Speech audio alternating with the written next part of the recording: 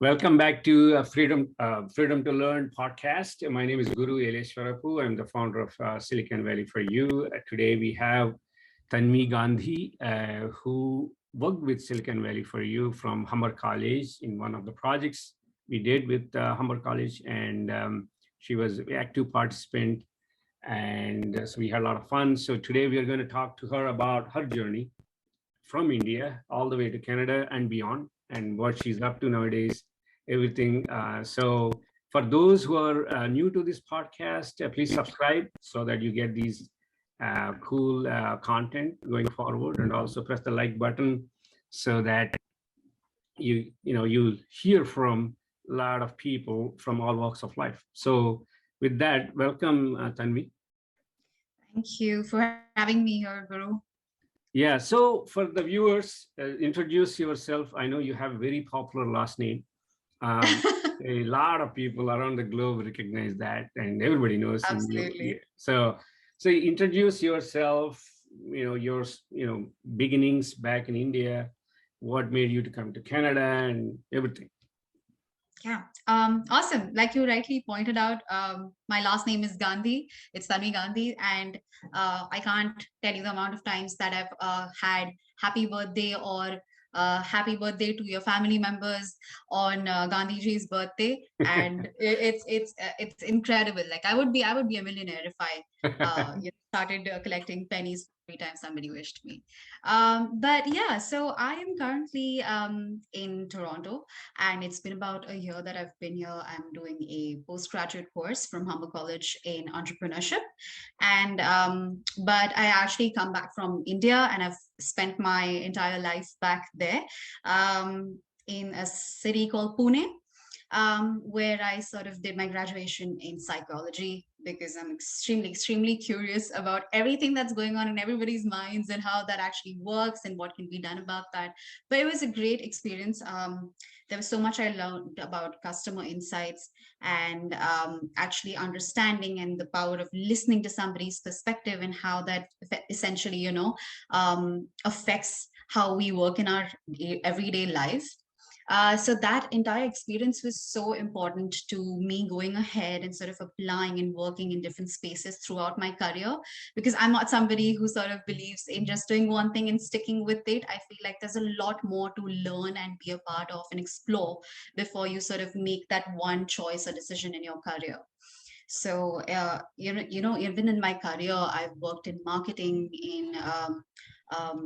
in business research, in business development and sales, and sort of gotten an experience of strategically actually working in a lot of startups and mid-sized companies, because I realized that that's where I'll get to learn the most, and wear multiple hats. So I was also project managing when I needed to. I was the marketing person. I was a person handling all the stock in the back room, and that has actually been extremely beneficial, and I would definitely recommend that to all the people who want to dive in or are confused about what they want to do going ahead in their career. This is something that's very important, because the more you explore when connect with different people, it's definitely going to help you going ahead. So going ahead, I sort of started along with my career that was happening. I started a passion project along with that side. So it's an animal rescue and foster service called Care for Paws. So which essentially focused on rescuing stray animals in the city of Pune and making sure that we raise funds for their medicine, their food, and make sure that we get all of them adopted as much as we can. And otherwise, just make sure that they go to the right shelters if needed. So my passion for animal welfare is extremely high. And I realized that the impact and the benefit of that going ahead in the future can be extremely large. So that's when I realized that I want to, merge my interest for having this passion towards animals, and also being extremely entrepreneurial in a way. But I didn't have theoretical knowledge, which is why I decided to then move to a different country and gain that knowledge. Yeah, fantastic. So yeah, I think what you explained is a couple of things, right? One is being open-minded. Second is discovering. So that the discovery of what works for you, in my humble opinion, has to be done as part of the education. Unfortunately, it is what it is. It's not going to happen because, so for instance, I did computer science, right? Simply put, and when I did computer science, even now, if you do computer science undergrad or whatever it is, so basically what college is telling to the world is this guy is a computer science guy. Just give him software job, end of story, or some tech job. So let's just say for this conversation. And company also says, hey, you know what? I don't want this tech job. I want to be sales, or I want to be a marketing, or I want to be a people manager, or I want to be something different than actual coding. No, no, no, no. No, no, no, no, no. College told me that this is all you know. You don't know anything else. You don't know. You don't have an MBA degree. You don't know anything. So this is the certificate I see. So either take it or leave it. So as a result, by the time you discover yourself through the jobs, because of life reasons, you can't just ditch the job or quit and say I'm going to try this, right? You don't have choices. Those choices at times, especially being in a different country, and because you're on immigration or whatever visa and whatnot. So so you just keep trying while although your mind is somewhere else, and then finally you discover, okay, this is working for me, and then you change to that. But then sometimes it might take 5 to 7 years. For some people, it's never happening. It's like they just end up doing something they just don't know if that is what they want to do. And as it is, a lot of people, even 30s, 40s, if you ask, I'm not sure what I'm doing. I don't know what I want. Things like that you hear all the time. In my humble opinion, there is a scientific reason behind this is the reason I was telling you about. I want to do a podcast on internship. The definition of internship is, if Humber College allowed us to do it, we would have done it differently. For instance, if you take same group, you guys, four of you, and we would have put you on different things to see what works, and you can try all four. It's not like you have to. So that should have been the case, but unfortunately, you had a certain way of certain project here. So long story short, we did what we did. But anyway, Yeah. So now, a lot of people, I mentioned this to you before, right? A lot of people in India, obviously, they want to come to US or go to Canada for higher education, or otherwise, I mean, mostly higher education lately. What would you say, excuse me, suggest to them? Is it that easy to just come over, or is it hard? In either case, what's your recommendation for student to be prepared for, especially coming to? So I definitely think that it's very situational and it depends from person to person. Not everybody needs to go abroad or, actually to build on their career. It's not necessary, but it actually depends on what you want to do and if it aligns with your specific goals. Like, for example, if I want to, sort of be a dessert chef, me going to a place which has nothing, or the culture out there doesn't speak at all with making food or delicacies, or a place that actually works, your growth in that country won't actually work unless you go to a place like famously Paris or somewhere where they're actually renowned for it. But just because your friends are going, this is something that happens a lot. And where all your friends decide to go to the US, and everybody's goals suddenly are like, okay, my 2-year plan is I'm going to the States. Why? Nobody knows, because my friends are there. And that essentially ends up becoming very difficult for them to adjust. And a lot of people don't even understand, and I've had friends who've actually come back from a place that they've gone to, because of things about jobs. Getting jobs were very difficult for them. B, also because the culture out there was too much for them to take in, and that's not something that they were comfortable with in the first place. So that is something that happened in so many places. But for me, specifically, it was very easy. And it is a very simple reason why it was easier for me, because I had done my research and come, and I know that is something that worked in my future goals. The culture that I was looking to build on and grow on and learn from aligned with the country that I was looking to come to. So for me specifically, it was easy. And when you talk about students coming from India as well. They're coming from different states, and everybody's education system works differently. The language spoken, the first and the second language spoken works differently. So a lot of times, people from small cities and towns found it much more difficult to give exams and give those English proficiency exams and pass that and then come here, which is why then it becomes difficult for them to come here. So if you look at, statistics, it seems like it's tougher, but unless you've done your research right, unless you've worked towards something that aligns with your goals and then achieved all those steps, I think then it becomes a lot more easier for anybody looking to move abroad.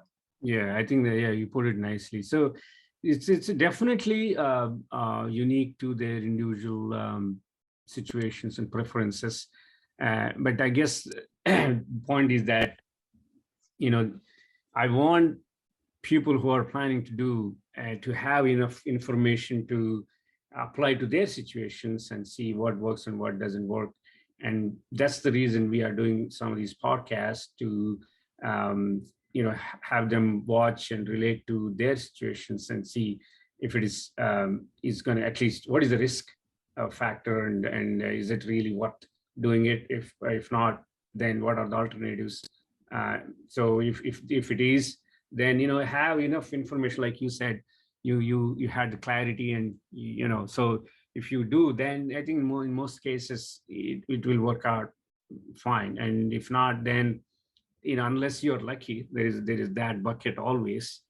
That unless you're lucky, then boom, like you never know what you're running into, and then you start wondering, oh, maybe I should have done that. It's too late. So right, so that's, yeah. It's interesting you say that. It's interesting you say that there's also luck involved.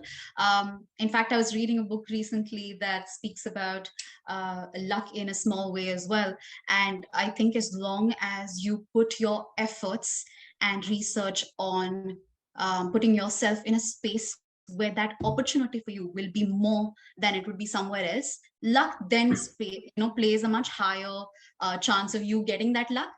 Because if I am going to be sort of sitting at home, but my goal in the future is to start a business, my luck in getting that right connection, the right angel investor or a person to share that idea with is much limited. I mean, unless of course I am somebody who is a movie critic, then maybe sitting at home and watching movies and criticizing them accounts for a lot.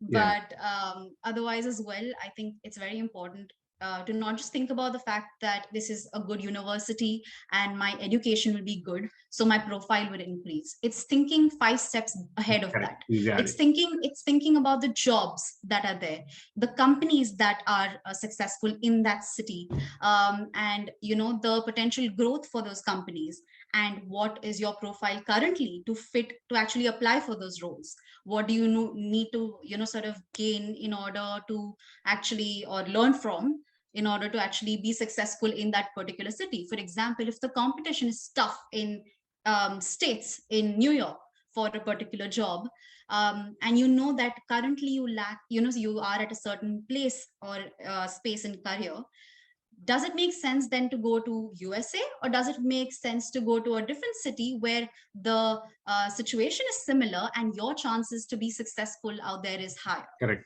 So also looking at all those things. Yeah, absolutely. I mean, you hit right on. So the way I put it is, it's the process. You have to have, I mean, at least people start thinking, all right, after high school, at least have some rough estimation of what it entails next, whatever number, 5 to 10 years, or 5 years at least. It's not like, you have to know exactly what you're doing, but have a vision, so that when you think about all these different options, you can put them in the perspective, in the sense, okay, this is what ultimately I want to do. Does this fit into my, does this fit into the pathway to achieve that? So that is definitely what you're talking about in a different words.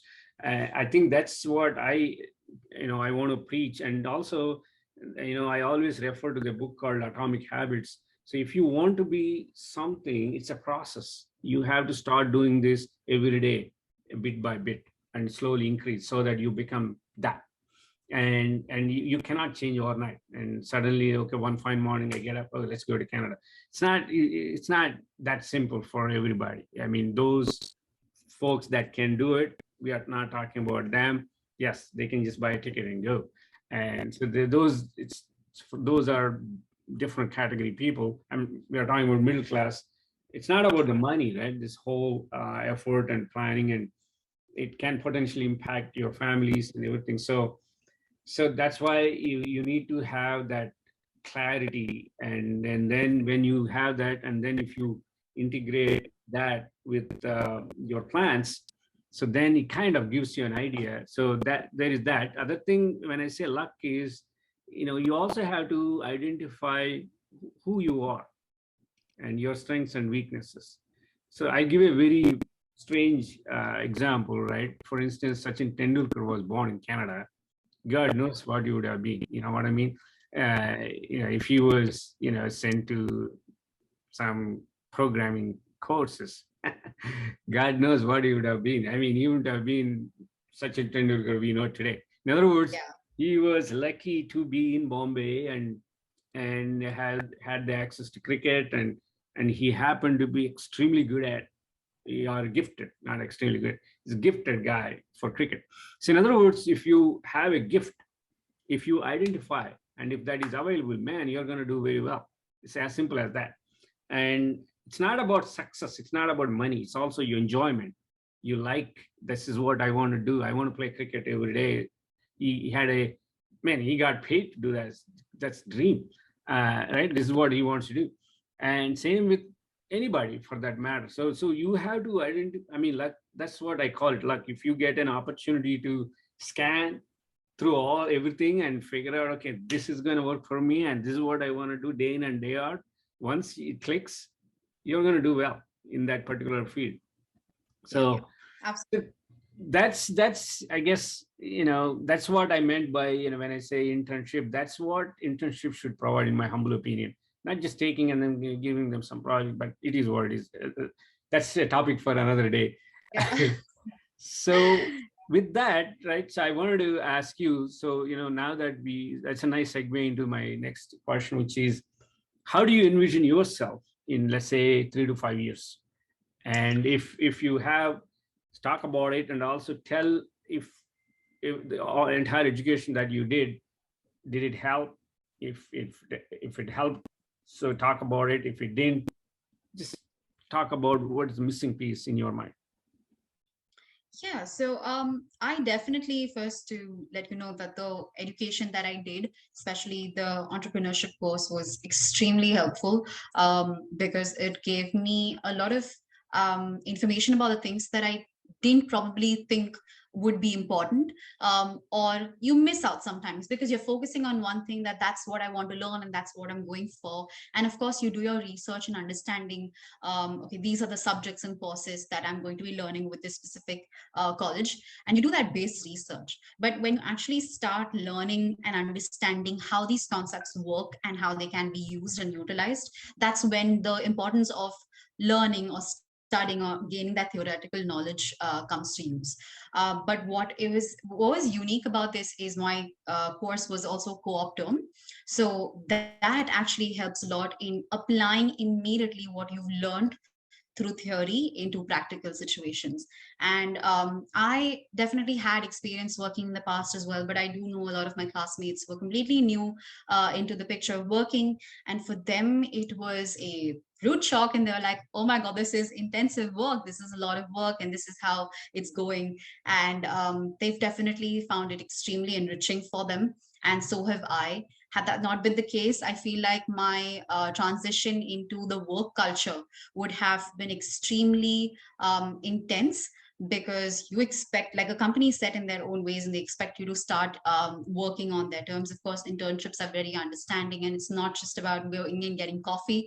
It's about actually learning all the skills that you're going to be applying and building on in the future as well. So it's definitely helpful for me. And I see in the future, I actually see myself actually applying this knowledge for a long time. And because I'm new in the country, I want to work with more companies and be a part of a team where, the ideas and opinions of how things work in a new country are different than how it worked back in India. Not the same marketing, strategies are going to work for the same audience because the audience is completely different, for example. But also to sort of understand and immerse in the culture. Because if I start making my own team, it's still my ideas and my opinions coming into the view. But so far, I want to make sure that in the next 2 years at least, I'm working with different spaces. And hopefully the passion project that I spoke about in the future, I probably see myself starting, or at least getting the base grounds of that running and seeing where that goes ahead in the future. Sounds good. So I think, I mean, this, typically what, we discuss with other folks on regular basis is it's also about learning by doing, not just, the theoretical, some of the things you talked about, culture, immersing into culture, understanding different audiences, and also global audiences. And a lot of businesses are being, or especially marketing is built for global audiences, right? So how do you get those things? You have to have the feel for it. You can do only so much in that course content. So the only way you can achieve is by having somebody to do it. And there is no substitute for that. Just do it. And if you fail, you learn. If you succeed, that's good. Hopefully you can take that to the next level. But if you just keep reading about it, there's nothing much to read about, to be honest. And there is certain situations, certain things cannot be simulated. They just come from the left field. And so if you're not ready to deal with those, or if you're not experienced to deal with that word experience, is you are going to be you're not prepared for those. You will never be prepared for those. That's my opinion. So I think that's where, we at Silicon-Valley4u, as part of internship, what we are trying to do is the word immerse. So we just immerse the person into it, although they're fairly young, and so that they learn by doing it. And so, for instance, entrepreneurship, leadership, the common sense, these are all not there. There is no subject for common sense, right? So there is no subject. I mean, you can't have curriculum index and all that. So then it's like defeats the whole purpose of having common sense, having a subject for that. Absolutely. So, and then it's a creativity. There is no subject for that. So, and leadership, same thing. I mean, so you just have to understand how to be a leader, and you just have to do it. So yeah, I guess with that, there is, in my humble opinion, there is a gap between colleges or education system rather, and the real world. And that gap needs to be filled by the student. Right. The point I'm trying to make is it's not going to be by the time they come together, God knows when, or it may never happen. So that's what I typically preach to all the students, to take initiative right now or yesterday. So it's just a process. It's going to take time. You're not going to change overnight. So with that, so the next segue. So you worked with Silicon-Valley4u on a project. So just talk about it and your experience and everything. So I was a part of the capstone project that I'm so honestly honored, and I can speak for my entire team when I say this, that we were extremely grateful to have that opportunity to sort of work with your guru, because that, before our co-op even started, was the real implementation of literally all our goals being finally used together, so and applied together. So the capstone project that we worked on was the reason we got it as a team was to, now that we've learned the concepts of entrepreneurship and leadership, how do we actually apply those? So we were a team of 4, and it was an international team, which was actually even more fun because we were working with somebody from Germany, and it was fun to sort of, work around those timelines, and see when it's possible and make sure we understand what's the most comfortable time for everybody to work on the same team. But what was beneficial about that entire thing was we weren't just doing market research. We weren't just understanding, okay, fine, now we work with a startup and somebody is going to tell us the tasks to do. We knew the general idea of what we were supposed to work as, but we were supposed to figure it out on our own as team, and understand that this is the best strategy to use after a group discussion. So it's not just getting your tools right and using them, it's understanding also how to smartly use them to get the best for this specific company, and these are the goals that they want to achieve.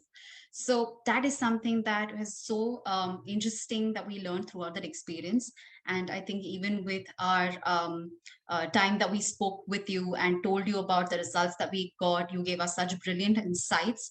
And that is something that was so important, because not just to understand that whether we did a good job or not in our space and capacity, it's also to understand that from a business perspective, as the owner's perspective, understanding where you lie, how did it actually work, how did it actually pan out, was it actually successful or not, would it be successful or not. So that insight is very important from somebody who's experienced in the space, somebody who has that knowledge, who has that that know-with and the bandwidth to know that yes, you use this is a creative thing and it can be used in this way. So when we keep talking about the importance of internships, I know and I completely agree that that is something that is going to take a person from where they are 10 steps ahead if they do more internships, because you're already gaining so many different ideas and experiences, failing and learning from them, which is something that's so important. Because if you don't fail, you're not problem solving enough, and if you don't problem solve enough, you don't know which is the best strategy to use. You just know strategies. There are 10,000 strategies that are given in your theoretical knowledge when you do a course, but then picking the right one from them is something that an internship or a space teaches you. So honestly, thank you so much for having all of us there under your wings and giving us every single time, having that hand holding where I'm there to answer any of your questions and give you all the experiences and stories that were there in my capacity as the business, where the business is, the ethos of the business and where it's headed. So Thank you very much. I appreciate for your kind words. So I think, so yes, I agree that, so the world, the business world, tech world, any discipline for that matter, fashion, like medicine, whatever, this is the ocean, right? There is, it's like a needle in the haystack. So in other words, if you just try to, I'm going to be a fashion, fiesta or whatever, right? So I'm going to be expert in fashion, I'll be lost in no time, because there's as you said, there's so many threads, so many pathways. So you have to pick that potentially takes you to some kind of promised land, which is very important. And so that's where, as you said nicely, is the experience and and connecting whatever from your college to the real world is very, very crucial. Otherwise, you'll be lost in no time. So for instance, if you take any some type of business administration program, there is economics, there is accounting, there is so many things you get. I mean, business development, business management, a lot of tools. I remember you guys came up to me first time, some tool. So I like, so you guys are expecting me to fit my business into that tool. I mean, I was like, hey, this is my business. You got to change your tool. I mean, I'm not going to change my business to fit into your tool. I remember that funny conversation. And then I forgot, John, right? Is it John? Yes. John. So from Germany, his English improved by the time we finished the project. Really good. And he was like, hey, this is the way tool works. Okay, I don't care how tool works, man. This is what a business, this is my project. Okay, so you got it. It's hilarious. Yeah. So, I mean, those are all, I guess the point is that that's where there is a structure. Education is always structured, in my opinion. And there is, for everything, there is a framework, there's a tool, there is a course, there is a curriculum, there is a semester, there is a, if you pass, this is what happens. If you fail, once you get out, there is no structure here. So Yeah, there is no tool, there is nothing. I mean, you can use some of the tools that you used as a reference. Maybe you can bring in some of those, but at the end of the day, you have to know how to solve the problem. If you don't know how to solve absolutely. the problem, and if you keep saying that I'm going to use these tools, nobody cares. So, Yeah, and if you can solve the problem, and then if you can adapt those tools and make it really scientific, fantastic. And don't get me wrong, that's great. But many times, you, as a human being, you're so trained, your mind is tuned to use those tools, and yeah. you just come out and just you just keep trying to use that tool, right? Like, Yeah, uh, no, I absolutely get that. And I think what you say is something that's so interesting. And hopefully, there is a solution for that in the near future. And even now, for example, this is something that can be worked on. Because I understand that from a perspective like yours, this is, and I get it, it could be very overly structured.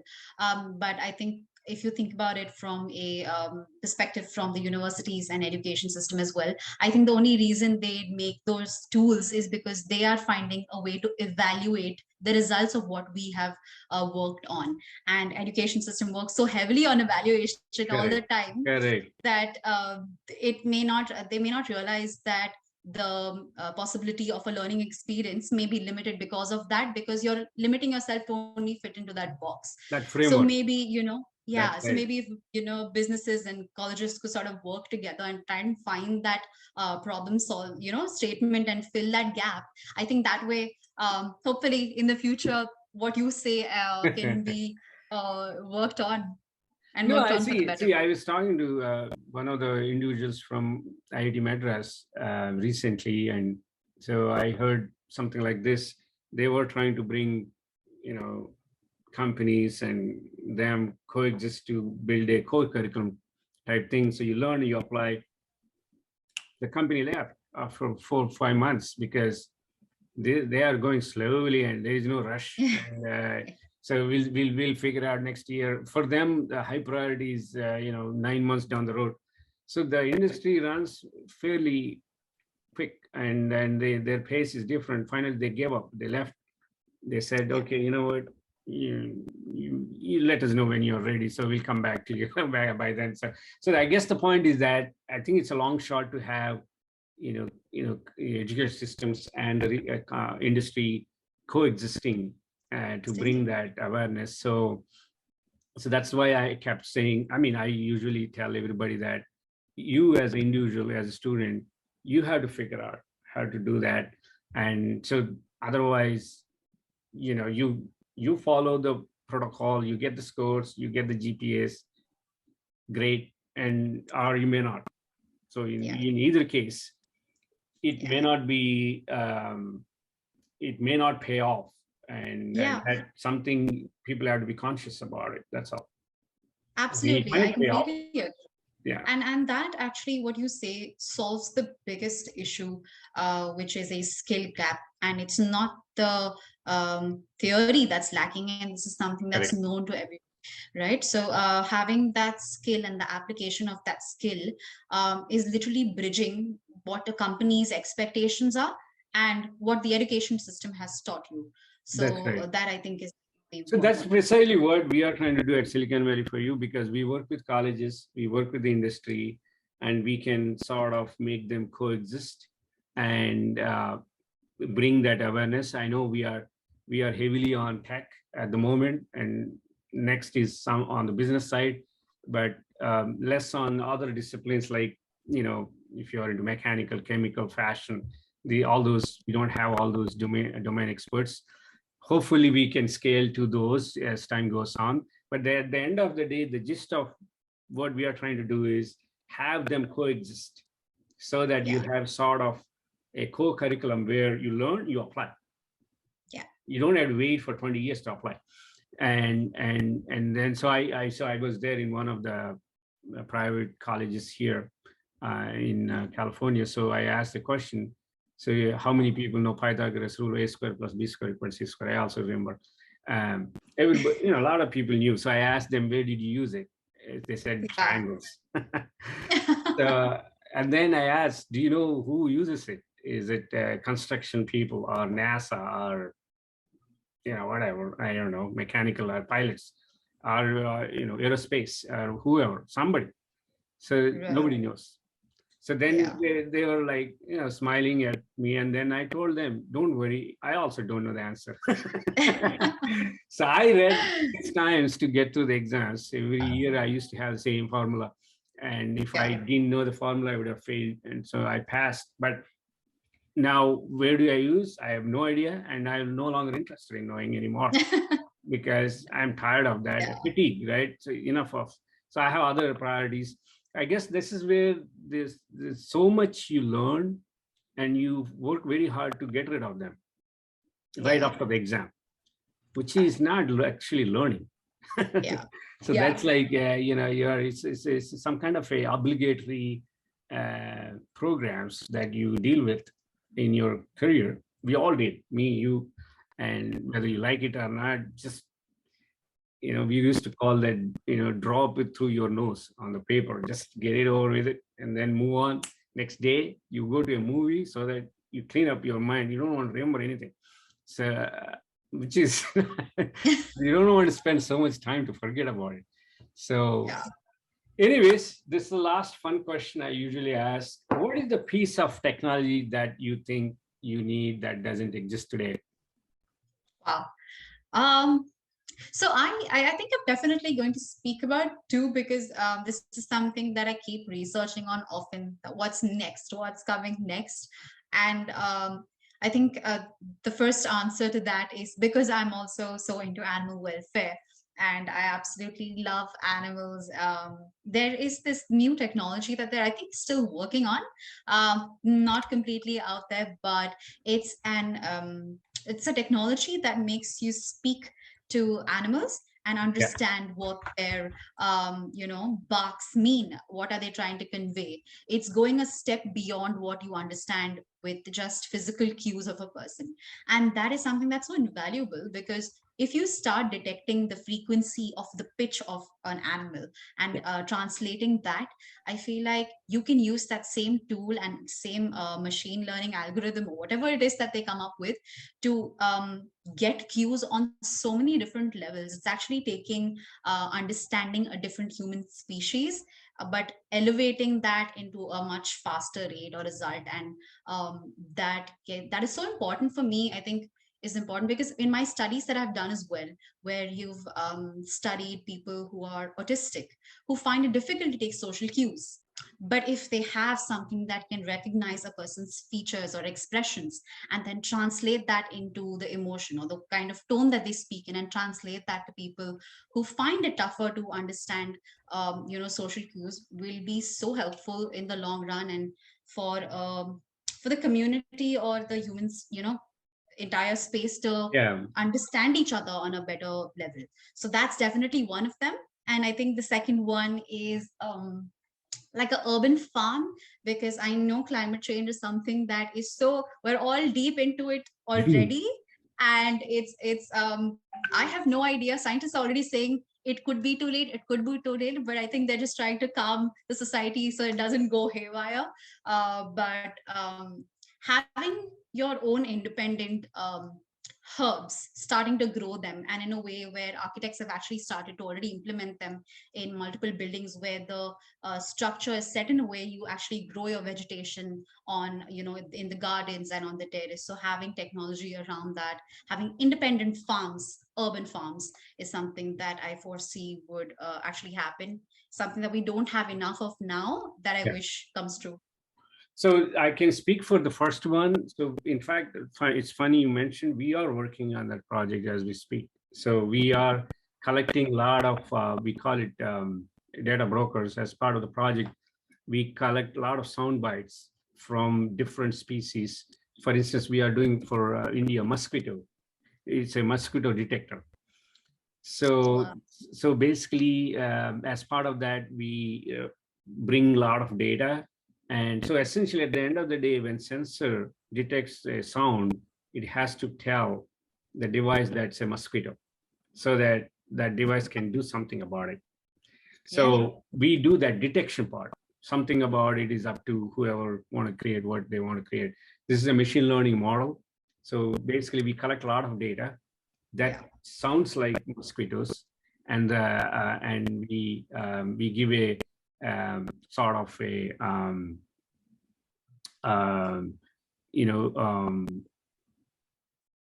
a definitive or some kind of a, not definitive, some way to say that, hey, if you have the sensor data looks like this, there's a good chance that it's a mosquito. Because what happens is, if you have a lot of false positives, so you end up doing something else.